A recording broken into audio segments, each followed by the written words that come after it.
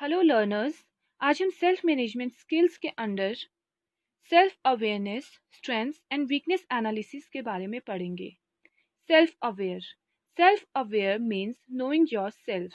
जी हाँ, अपनी पर्सनैलिटी, अपने आप को समझना, हम किस तरह के इंसान हैं, हमारी स्ट्रेंथ्स, हमारी ताकतें और हमारी वीकनेसेस, हमारी कमजोरियाँ क्या हैं, ये सब जानना सेल्फ अवेयरनेस कहलाता है।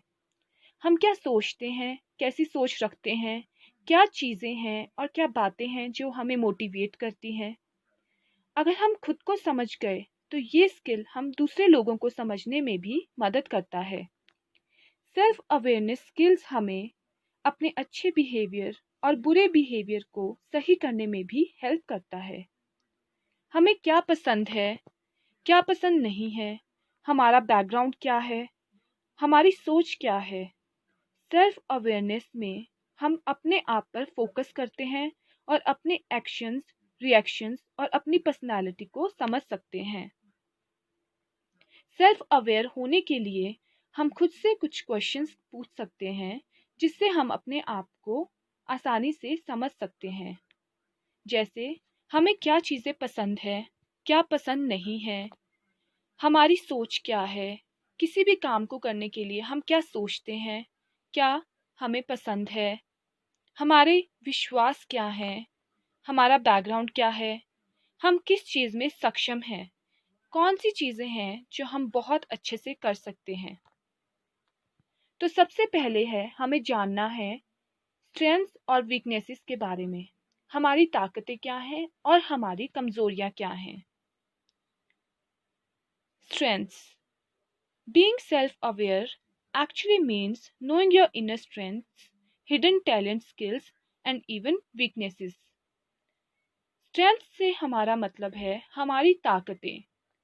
अब हमारी ताकतें किसी भी तरह की हो सकती हैं। जैसे मैं एक क्विक लर्नर हूँ, मतलब मैं कोई भी चीज़ बहुत आसानी से सीख जाता हूँ, तो मैं एक क्विक लर्नर हूँ। ऑनेस्टी, मैं एक बहुत ईमानदार इंसान हूँ। मैं एक बहुत अच्छा लीडर हूँ, मतलब मुझ में कोई भी काम करने के लिए, अगर हम टीम में कोई काम करते हैं तो मैं किसी भी काम को अच्छे से लीडर बनकर बहुत अच्छे से कर सकता हूँ। प्लेइंग गिटार, गिटार प्ले करना मुझे बहुत पसंद है, तो ये हमारी लाइक्स हैं और हमारी स्ट्रेंथ्स भी बन सकती हैं। Good at creative writing, good speaker. आप स्टेज पर जाकर किसी भी कंपटीशन में जब पार्टिसिपेट करते हैं, डेक्लामेशन हो, डिबेट्स हो, तो आप बहुत अच्छा पार्टिसिपेट कर रहे हो, तो ये भी आपकी स्ट्रेंथ्स है। वीकनेसेस। वीकनेसेस होता है हमारी कमजोरियां, जिन पर हम काम करके उन्हें अपनी स्ट्रेंथ्स में बदल सकते हैं। जैसे मुझे मैथ्स करना बिल्कुल पसंद नहीं है, पर अगर मैं मैथ्स बहुत अच्छे से प्रैक्टिस करूँगा या करूँगी तो मैं मैथ्स बहुत अच्छे से कर सकता हूँ और उसे अपनी स्ट्रेंथ बना सकता हूँ। मुझे इंग्लिश बोलने का बहुत शौक है और मुझे इंग्लिश बोलना बहुत पसंद है, पर मैं अच्छे से नहीं बोल पाता हूँ, तो ये एक हमारी वीकनेस हो गई। मुझे गेम्स और स्पोर्ट्स खेलना बहुत पसंद है, पर जब भी मैं गेम्स और स्पोर्ट्स में हारता हूँ तो मैं बहुत डिस्करेज हो जाता हूँ, तो ये एक हमारी वीकनेस हो गई। अपनी स्ट्रेंथ्स और अपनी वीकनेसेस को समझना और उन पर काम करना, हम क्या काम कर सकते हैं, क्या काम नहीं कर सकते हैं, हमें एक सेल्फ अवेयरनेस के बारे में बतलाता है। Based on that information, we can plan the next steps to improve ourselves. जब हमें एक बार अपनी स्ट्रेंथ्स और वीकनेसेस के बारे में पता चल गया, तो हम अपनी वीकनेसेस पर काम करके अपने आप को कैसे इम्प्रूव कर सकते हैं, और अपने आप को इम्प्रूव करने के बाद हम अपने आप में एक चेंज देखते हैं जिससे हमारा कॉन्फिडेंस बढ़ता है। Finding strengths. अब हमें अपनी स्ट्रेंथ्स को कैसे फाइंड आउट करना है, आपको कैसे जानना है कि आपकी स्ट्रेंथ्स क्या हैं। तो आप लिस्ट बना लीजिए कि आपको क्या चीज़ें करनी पसंद है, क्या चीज़ें आप बहुत अच्छे से कर सकते हैं। आप अपने घर पर अपने पेरेंट्स से पूछ सकते हैं, अपनी फैमिली मेम्बर्स से पूछ सकते हैं कि आपको क्या चीज़ें करने में आपको लगता है कि आप बहुत ज़्यादा सक्षम हैं। और आप उनसे पूछ सकते हैं कि आपके पेरेंट्स को, आपके फ्रेंड्स को आप में क्या चीज़ें बहुत ज़्यादा पसंद हैं। Think about it. अपनी वीकनेसेस को समझना है तो अपनी वीकनेसेस को समझने के लिए आप एक लिस्ट बना लीजिए। आप उस लिस्ट से अपने आप को देखिए कि आप कौन सी चीज़ें हैं जिनको करने में आपको बहुत ज़्यादा डिफ़िकल्टी होती है, या आप अच्छे से आप उन्हें करना चाहते हैं पर आप नहीं कर पा रहे हैं। They are difficult to do. अपने पेरेंट्स से, अपने फ्रेंड्स से, अपने आसपास के लोगों से जेन्युइन फीडबैक के लिए पूछ सकते हैं। और अगर वो आपको नेगेटिव फीडबैक देते हैं, इट्स नॉट मतलब नॉट नेगेटिव, पर वो आपको बताएंगे कि आपको आपके एरियाज ऑफ इम्प्रूवमेंट्स क्या हैं, आपको किन चीज़ों पर काम करना है।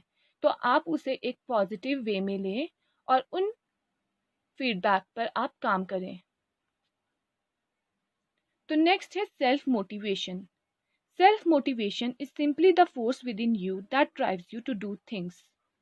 Self motivation is what pushes us to achieve our goals, feel happy, and improve our quality of life.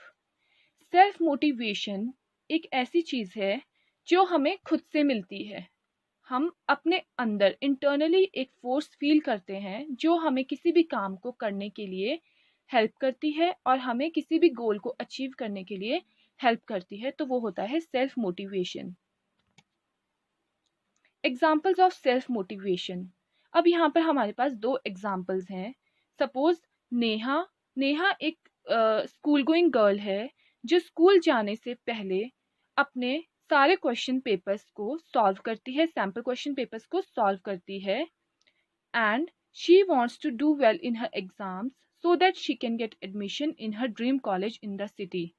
और वो जितने भी क्वेश्चन सैम्पल क्वेश्चन पेपर्स की प्रिपरेशंस कर रही है, उन्हें सॉल्व कर रही है, वो कर रही है अपने गोल्स को अचीव करने के लिए।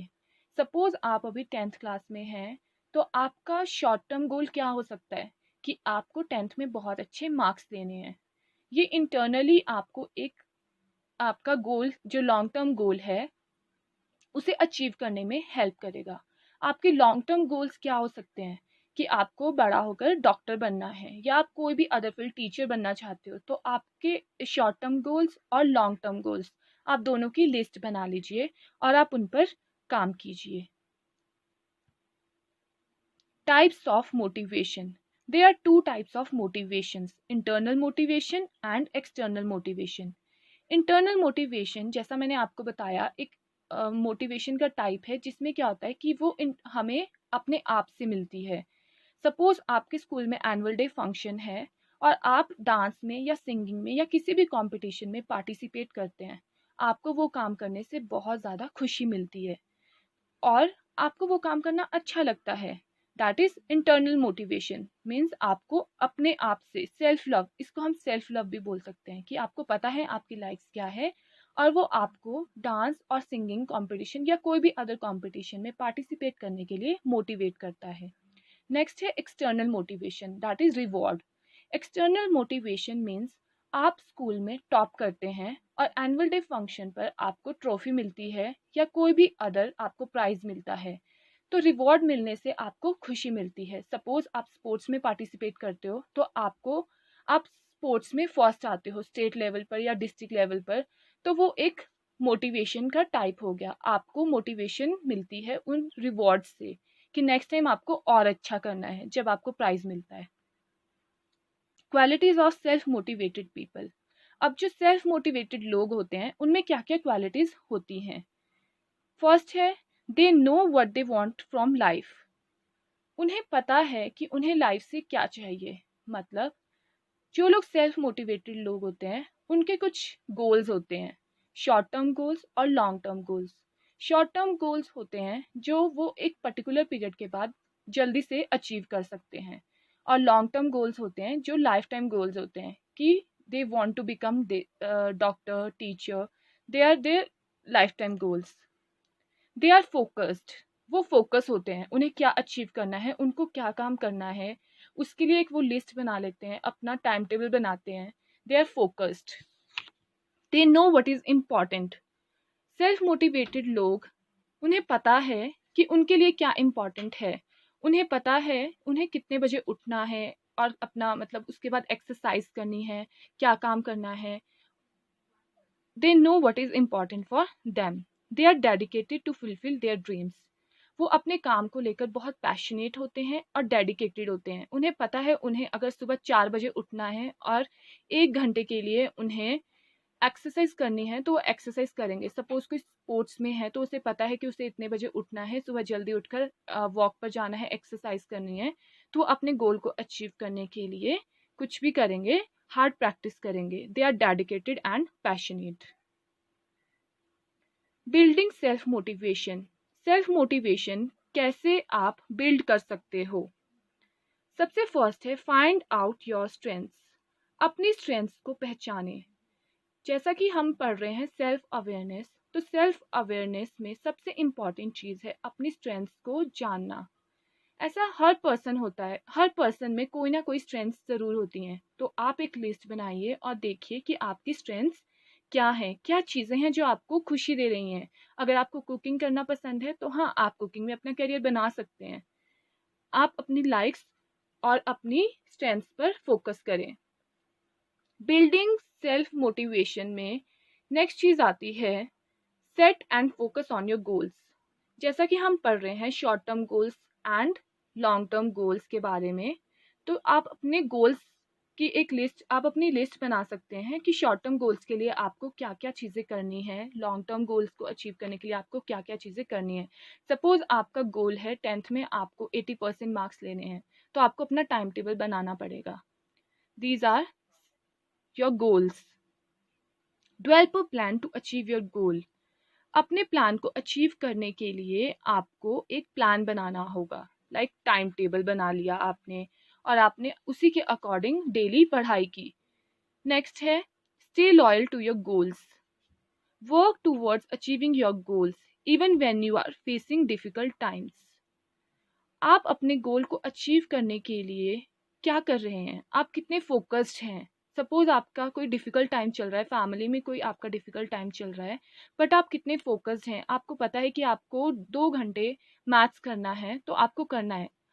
फॉर एग्जाम्पल, एक और एग्जाम्पल दूंगी। Even though I did not clear the hotel management entrance exam, I will find out other ways to become a chef. Suppose किसी को शेफ बनना है और उसे पता है कि हाँ ठीक है, उसने होटल मैनेजमेंट एंट्रेंस एग्ज़ाम दिया था बट उसने वो एग्ज़ाम क्लियर नहीं किया। तो उसने सोचा ठीक है कि मेरे पास बहुत अदर वेज हैं, मैं शेफ़ बनने के लिए और भी अदर वेज से ट्राई कर सकता हूँ। तो ये होता है सेल्फ मोटिवेशन। सेल्फ मोटिवेशन में मतलब हम लोग बिल्कुल अपने आप को कैसे मोटिवेटेड, अपने आप को कैसे पॉजिटिव आपको रखना है, ऑप्टिमिस्टिक सोच रखनी है और अपने गोल को अचीव करने के लिए आपको क्या हार्ड वर्क करना है, कितनी मेहनत करनी है, ये सब आता है सेल्फ मोटिवेशन में। Thank you. हेलो लर्नर्स, आज हम इस क्लास में सेल्फ मैनेजमेंट स्किल्स के under self regulation, goal settings and time management के बारे में पढ़ेंगे। गोल सेटिंग्स। गोल सेटिंग हमारी पर्सनल लाइफ में एक बहुत ही महत्वपूर्ण भूमिका रखता है, जो हमें भविष्य में हम क्या बनना चाहते हैं, कैसी लाइफ चाहते हैं, उसे अचीव करने में मदद करता है। गोल्स। गोल्स अर्थात लक्ष्य। Goals are set of dreams with the deadline to get them. लक्ष्य एक ऐसे सपने होते हैं जिन्हें हमें एक निर्धारित समय के अंदर पूरा करना होता है। गोल सेटिंग्स। अब हम अपने गोल्स कैसे सेट कर सकते हैं? गोल सेटिंग के लिए सबसे इम्पॉर्टेंट चीज़ है पहले अपना लक्ष्य निर्धारित करना और उस लक्ष्य को पूरा करने के लिए हमें किन किन चीज़ों पर काम करना है उनकी लिस्ट बनाना और उसी के अकॉर्डिंग काम करना गोल सेटिंग कहलाता है। How to set goals. हम अपना गोल कैसे सेट कर सकते हैं? गोल सेट करने के लिए एक क्लियर मेथड है जिसे हम स्मार्ट मेथड कहते हैं। स्मार्ट मेथड हमें हमारा गोल सेट करने में बहुत ही हेल्प करता है। Smart. S for specific, M for measurable, A for achievable, R for realistic and T for time bound. Specific goals. Specific goals ऐसे goals होते हैं जिसमें हमें क्लियरली खुद से कुछ प्रश्न पूछने होते हैं जैसे मैं क्या काम करना चाहता हूँ, मेरा लक्ष्य क्या है और मेरे लक्ष्य को पूरा करने में क्या-क्या चीज़ें शामिल है, मुझे कहाँ से शुरुआत करनी है और कहाँ पर ख़त्म करना है, मुझे किन-किन चीज़ों की आवश्यकता है और मैं यह काम क्यों कर रहा हूँ। For example, not a specific goal, I would learn to speak English, अर्थात मैं इंग्लिश इंग्लिश बोलना सीखना चाहता हूँ। स्पेसिफिक गोल्स, स्पेसिफिक गोल्स मतलब जिसमें आपको क्लियरली पता है कि आप 6 मंथ्स में इंग्लिश कोचिंग क्लासेस ज्वाइन करेंगे और 6 मंथ्स के लिए कंटिन्यूसली अपनी स्कूल के बाद, अपना स्कूल ख़त्म होने के बाद 1 घंटे रोज़ इंग्लिश प्रैक्टिस के लिए जाएंगे। तो ये आपका स्पेसिफिक गोल हो सकता है जिसमें आपको क्लियरली पता है कि आपको किन चीज़ों पर काम करना है और आपको कहाँ से शुरुआत करनी है। मेजरेबल गोल्स, मेजरेबल गोल्स ऐसे गोल्स होते हैं जिन्हें हम एक पैमाने पर माप सकते हैं, मतलब जिन्हें पूरा करने के लिए आपको कुछ प्रश्नों के उत्तर देने होते हैं, जैसे कैसे आप कैसे अपने लक्ष्य को पूरा करेंगे और आपको अपना लक्ष्य पूरा करने में कितना समय लगेगा। फॉर एग्जाम्पल, यदि कोई इंसान कहता है मुझे अमीर आदमी बनना है, तो ये एक मेजरेबल गोल नहीं है। मेजरेबल गोल का मतलब है आपको क्लियरली सेट करना होगा कि मुझे इस साल के अंत तक अभी मेरे हाथ में जितने रुपीस हैं उससे 5 टाइम्स या 10 टाइम्स ज़्यादा पैसे कमाने हैं और मुझे पता है कि मुझे वो पैसे कैसे कमाने हैं। ये मेजरेबल गोल्स होते हैं। अचीवेबल गोल्स, अचीवेबल गोल्स ऐसे गोल्स होते हैं जिन्हें हम आसानी से पूरा कर सकते हैं, पर उन्हें पूरा करने के लिए आपको क्या करना होगा।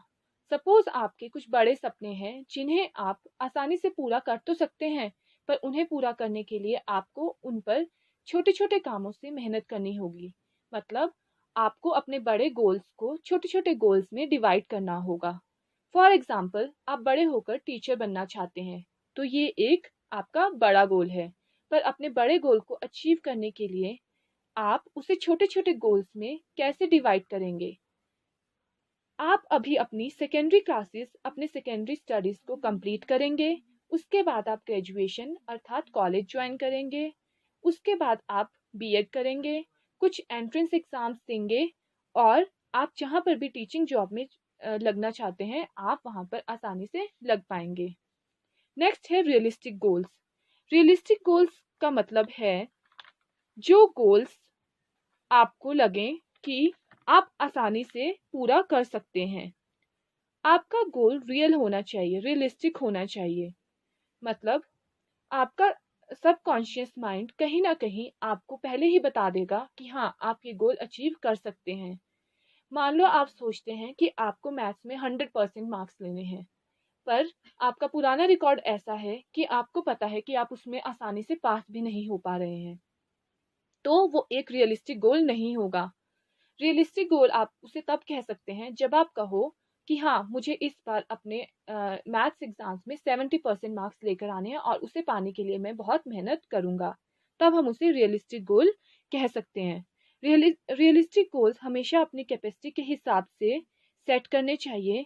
हो सकता है कि आपके गोल्स किसी और के हिसाब से रियलिस्टिक हो, पर आपको अपने एंगल से, अपने पॉइंट ऑफ व्यू से सोचना है क्या हम वो गोल अचीव कर सकते हैं। तो ये हमारे रियलिस्टिक गोल्स और अनरियलिस्टिक गोल के अंडर आता है। Time bound goals, time bound goals मतलब आपके गोल्स को आपको अचीव करने के लिए, पूरा करने के लिए समय निर्धारित करना पड़ता है। ऐसे गोल्स के साथ आप समय निर्धारित अगर नहीं करेंगे तो आप उसे अचीव नहीं कर पाएंगे। टाइम बाउंड होने की वजह से आप किसी भी काम को पूरा करने के लिए अर्जेंट महसूस करेंगे, और अगर आपने टाइम लिमिट सेट की है तो आपको अंदर से प्रोत्साहन मिलेगा कि मुझे ये काम इस समय तक पूरा करना है। फॉर एग्जाम्पल, आप सोचते हैं कि मुझे 10 kg वेट लूज करना है, तो ये एक आपका टाइम बाउंड गोल नहीं है, टाइम बाउंड गोल आप इसे कब कह सकते हैं? जब आप समय निर्धारित करेंगे कि 6 मंथ्स के अंदर मुझे 10 केजी वेट लूज करना है, तो हम उसे टाइम बाउंड गोल कह सकते हैं। सेल्फ रेगुलेशन टाइम मैनेजमेंट, अपने काम को निर्धारित समय पर करके समय का सदुपयोग करना ही टाइम मैनेजमेंट कहलाता है। हम सभी जानते हैं, समय बहुत कीमती है। जैसा कि आप सबने सुना भी होगा, टाइम इज मनी। तो जब आपके पास डेली का प्लान होता है, तब आप अपने दिन पर अधिक नियंत्रण रख पाते हैं और अधिक काम कर पाते हैं। उससे आपको मानसिक संतुष्टि भी मिलती है। फॉर एग्जाम्पल, आपने डिसाइड किया कि आप स्कूल से आने के बाद आते ही अपना होमवर्क कंप्लीट करेंगे और उसके बाद आप शाम को खेल सकेंगे और टीवी देखना चाहेंगे, तो जिसकी वजह से टाइम मैनेजमेंट होने की वजह से आप अपने सारे काम समय पर ख़त्म कर लेते हैं। मैं आपको टाइम मैनेजमेंट और नॉन टाइम मैनेजमेंट पर एक दो एग्जांपल्स देती हूँ। टाइम मैनेजमेंट जैसे सपोज समीरा एक बहुत ही पंक्चुअल लड़की है। वो अपने स्कूल का काम समय पर ख़त्म करती है और समय पर ख़त्म करने के बाद वो अपने स्पोर्ट्स पर भी अच्छे से फोकस कर पाती है। और दूसरी तरफ निशा एक ऐसी लड़की है जो यूजुअली अपने काम पर बहुत देरी से पहुंचती है और अपने असाइनमेंट्स और अपने होमवर्क को भी समय पर कभी भी नहीं कर पाती, जिसकी वजह से उसका उसकी सारी की सारी एक्टिविटीज जो भी इम्पोर्टेंट एक्टिविटीज है, वो उन पर ध्यान नहीं दे पाती और समय पर नहीं कर पाती है। टाइम मैनेजमेंट एक ऐसा स्किल है जिसकी हेल्प से आप अपने आप में कुछ चेंजेस देखते हैं और जिसकी वजह से आप देख पाते हैं कि आप अपने काम को समय पर पूरा कर पा रहे हैं। आप अपना एक टाइम टेबल बना लेते हैं जिसे आप पूरा करते हैं और आप कुछ चीज़ों में पहले से अनुमान लगा पाते हैं कि आप इस काम को कितने समय में कर पाएंगे और कैसे कर पाएंगे। आप अपने असाइनमेंट्स को और अपने होमवर्क को समय पर कर पाते हैं और अपने दिनचर्या के हिसाब से आपका टाइम भी वेस्ट नहीं होता है। Steps to effective time management, आप अपने टाइम मैनेजमेंट को और ज़्यादा इफेक्टिव कैसे बना सकते हैं? तो अपने टाइम मैनेजमेंट के हिसाब से आप अपनी दिनचर्या में कुछ परिवर्तन ला सकते हैं। जैसे आपको अपना टाइम मैनेजमेंट इफेक्टिव बनाने के लिए 4 चीज़ों पर ध्यान देना पड़ेगा, जैसे organise, prioritise, control and track. Organise, organise में आता है अपनी चीज़ों को व्यवस्थित ढंग से रखना। मतलब हम डेली के डेली अपनी एक्टिविटीज़ को प्लान करते हैं और एक टाइम टेबल बना लेते हैं जिसे हम फॉलो करते हैं। हमें आज ये काम करना है तो वो काम आज हमें करना ही करना है। हम जहाँ पर काम कर रहे हैं, जहाँ पर हम पढ़ रहे हैं, जैसे हमारा स्टडी टेबल है या डेस्क है, हम जहाँ पर भी काम कर रहे हैं, हमें अपने टेबल को अच्छे से रखना है, ऑर्गेनाइज वे में रखना है। जो चीज़ हमने जहाँ से उठाई है हमें वो वापस वहीं पर रखनी है। इससे क्या होगा? इससे हमारे समय की बचत होगी। ऑर्गेनाइज, हम उस तरीके से ऑर्गेनाइज रहेंगे। प्रायोरिटाइज, प्रायोरिटाइज का मतलब होता है अहमियत देना। मतलब आप एक लिस्ट बना लेते हैं, उस लिस्ट में आप लिखते हैं कि आपके लिए क्या क्या काम करने बहुत इम्पॉर्टेंट हैं और आपको पता चलेगा कि आपके लिए कौन से काम इम्पॉर्टेंट है और आपके लिए जो काम ज़्यादा अहमियत रखता है उस काम को आप पहले करेंगे और जो काम आपके लिए लीस्ट इम्पॉर्टेंट है उन्हें आप बाद में करेंगे। उससे क्या होगा? उससे आपको पता चलेगा कि आपको कौन सा काम समय पर पूरा करना है और कौन सा काम करना ज़्यादा इम्पॉर्टेंट है। कंट्रोल, कंट्रोल से क्या होगा? कंट्रोल से हम अपनी एक्टिविटीज़ पर और अपने समय पर नियंत्रण रख पाएंगे और जिससे क्या होगा? हम अपने टाइम को वेस्ट नहीं करेंगे। सपोज हमें लगता है कि हम चैटिंग में और सोशल मीडिया साइट्स पर अपना बहुत ज़्यादा समय वेस्ट कर रहे हैं, तो हम क्या करेंगे? हम उन चीज़ों पर अपना ज़्यादा टाइम वेस्ट नहीं करेंगे। इससे क्या होगा? हमें हमारे टाइम पर कंट्रोल हम रख पाएंगे। लास्ट है ट्रैक। ट्रैक करने का मतलब है रिकॉर्ड रखना। मतलब हम अपने पास नोट करेंगे या हम आइडेंटिफाई करेंगे हमने कहाँ कहाँ पर अपना समय, किन किन चीज़ों में अपना समय लगाया है, जिससे हमें पता चलेगा कि कौन सी ऐसी एक्टिविटीज़ हैं जो हमें नहीं करनी चाहिए थी और हमने उन पर अपना ज़्यादा टाइम वेस्ट किया है। तो ये होता है इफ़ेक्टिव टाइम मैनेजमेंट को अचीव करने के लिए आपके पास कुछ स्टेप्स।